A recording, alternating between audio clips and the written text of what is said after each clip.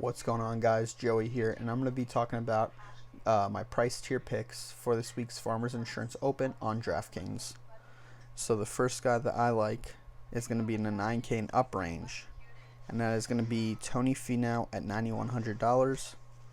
Tony Finau didn't do great last week with a 40th at the American Express, but he does have good course history here with a 2nd in 2021, a 6th in 2020, and a 13th in 2019. So hopefully he continues with the good course history here and can get another good finish. So he is my first guy at $9,100. My second guy is in the 8K and up range, and that's going to be Ryan Palmer at $8,100. Ryan Palmer was 12th last week at the Sony Open, and right before that, well, I guess it was a while ago, but back in November, 26th at the Houston Open. So I like him. He also has good course history. 2nd in 2021, a 21st in 2020, and a 13th in 2019. So good course history. Played well at his last tournament at the Sony a couple weeks ago. So yeah, he will be my second guy that I'm gonna go to. Then we drop down to the 7K and up range. And that guy is going to be Tom Hoge. Tom Hoge was 2nd last week at the American Express. His only course history in the past 3 years, I only go off of top 30. So his best finish was a 5th in 2020.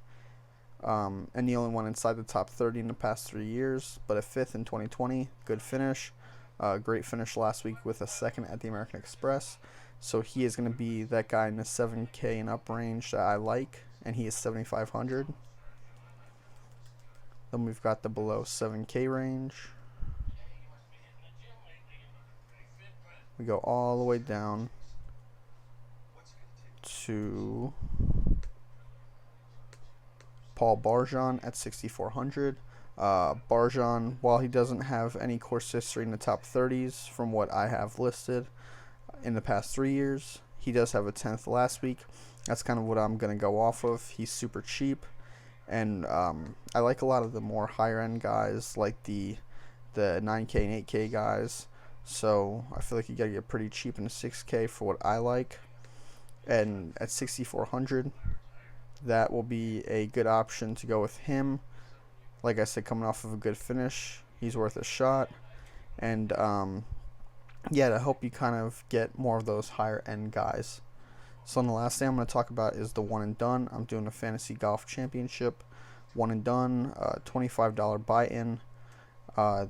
So far I've had Leishman, who was 36th at the Sony. That was my first pick. Then I went to Sanjay with last week's pick for the American Express, and he finished with 11th. So right now I believe I'm in 33rd overall out of, I think, 115. So this week I'm going to go with Ryan Palmer. Ryan Palmer, like I said, good course history. Finished 12th last week at the Sony. So I think he is a good option, and I can keep some of those higher end guys. Even though this is a pretty loaded field, I can keep some of those higher end guys for later on for the majors and some of the other tournaments that I would prefer to play them in.